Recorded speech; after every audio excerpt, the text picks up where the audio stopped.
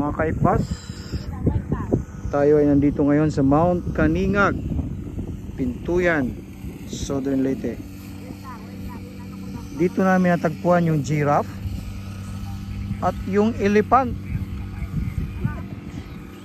At yung isang alalay ng elephant nandito. Bulaga!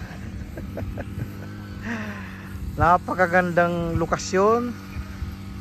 Grabe dito sa lugar na ito. Tanaw na tanaw mo ang karagatan. Okay. Sa banda roon ang Limasawa Island.